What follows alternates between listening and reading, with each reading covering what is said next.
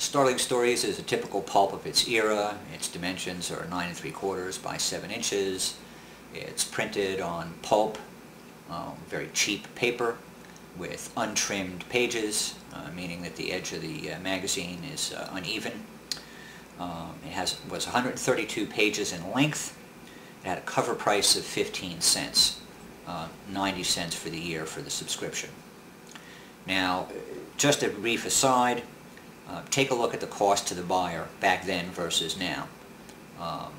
A science fiction magazine costing 15 cents with 132 pages of content comes in at 0.001 cents per page to the buyer.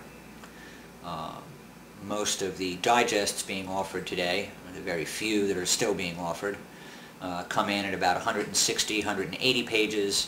They have cover prices of $7.99 and up, and that translates into approximately 20 cents per page.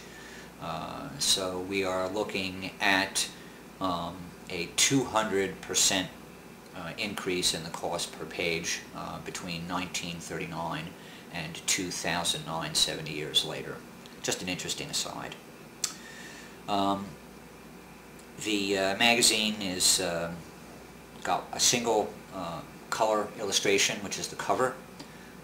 Numerous black and white illustrations, primarily in the lead story. Now, as I mentioned earlier, Startling began as a companion to Thrilling Wonder and as an answer to Astounding Stories. The answer took the form of the publication of a complete novel in its entirety in each issue.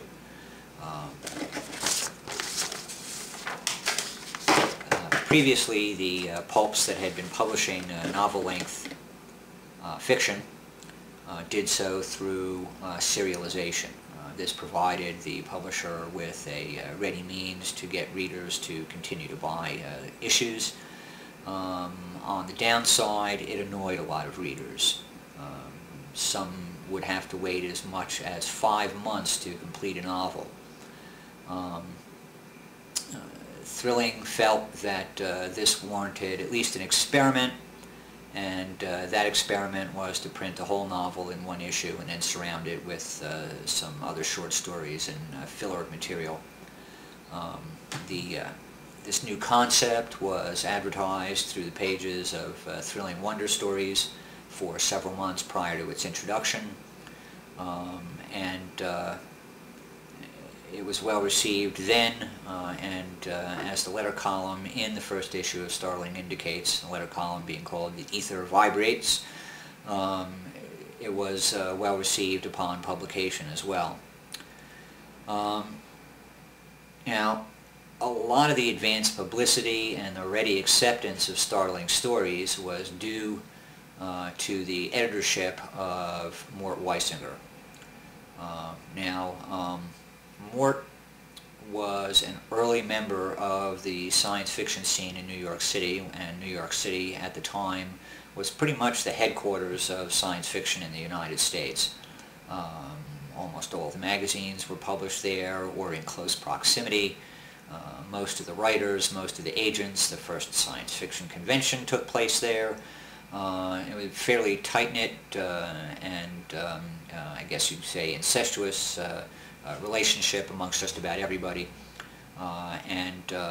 Mort's relationship to that community and with many of its other members allowed him ready access to writers who could provide content and to the fans who would be buying the magazine.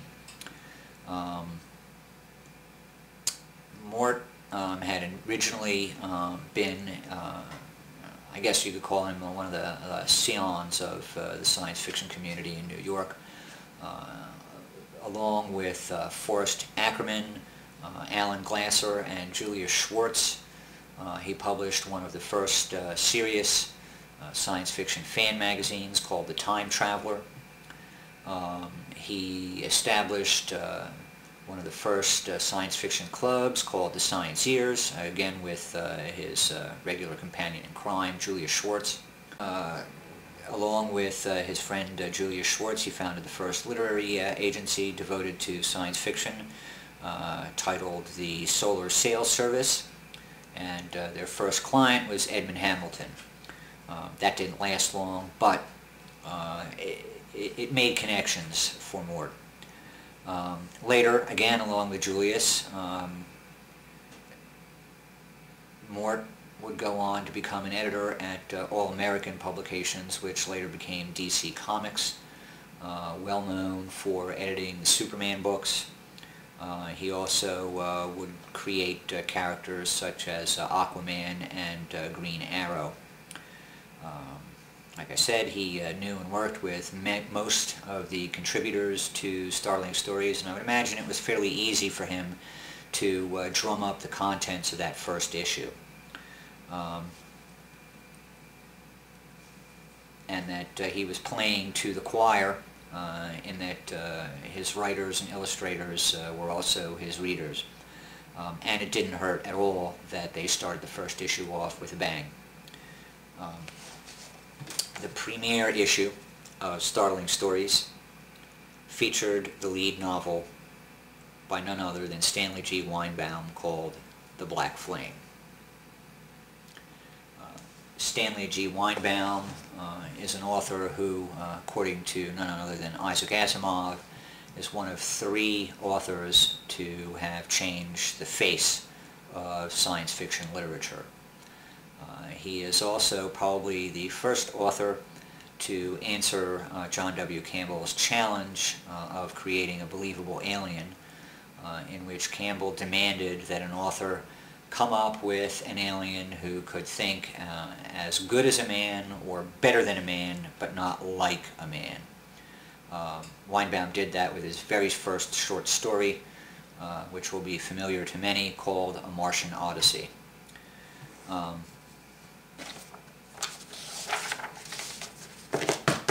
Weinbaum had died just a few years before the initial publication of Startling.